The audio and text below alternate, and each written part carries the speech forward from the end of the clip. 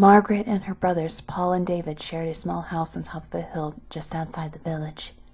It was so warm one summer's night that Margaret could not sleep. She sat in bed in the darkness of her room, watching the moon move across the sky. Suddenly, something caught her eye. She saw two small yellow-green lights moving through the woods near the graveyard at the bottom of the hill.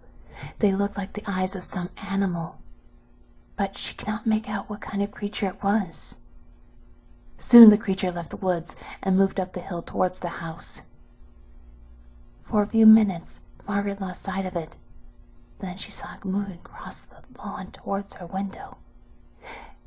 It looked something like a man, and yet it didn't. Margaret was terrified. She wanted to run from her room, but the door was next to her window. She was afraid that the creature would see her and break in before she could escape. When the creature turned and moved in another direction, Margaret rushed to the door, but before she could open the door, it was back. Margaret found herself staring through the window at a shrunken face like something of a mummy. Its yellow-green eyes gleamed like a cat's eyes. She wanted to scream, but she was so frightened that she could not make a sound. The creature broke through the window glass, unlocked the window, and crawled inside. Margaret tried to flee, but the creature caught her. It twisted its long, bony fingers into her hair, pulled back her head, and sank its teeth into her throat. Margaret screamed and fainted. When her brothers heard her piercing scream, they rushed to her room. But by the time they got the door unlocked, the creature fled. Margaret lay on the floor bleeding and unconscious. While Paul tried to stop the bleeding, David chased the creature down the hill toward the churchyard, but soon he lost sight of it. The police thought it was the work of an escaped lunatic who believed he was a vampire.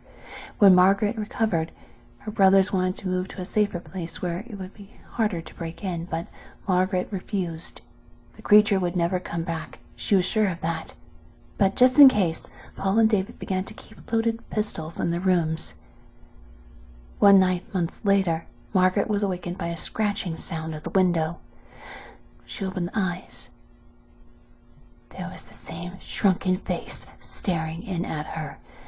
That night, brothers heard her cries in time. They chased the creature down the hill, and David shot it in the leg. But the creature managed to scramble over the graveyard wall and disappeared near an old burial vault. The next day, Margaret and her brothers watched as the sexton of the church opened the burial vault. Inside was a horrifying scene. Broken coffins, bones, and rotting flesh were scattered all over the floor. Only one coffin had not been disturbed. When the sexton opened it, there lay the creature, the shrunken face that had attacked Margaret. The telltale bullet was in its leg.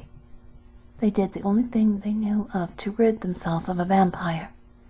The sexton built a roaring blaze outside the vault and fed the shrunken body to the flames. They watched the body burn until nothing remained but ashes.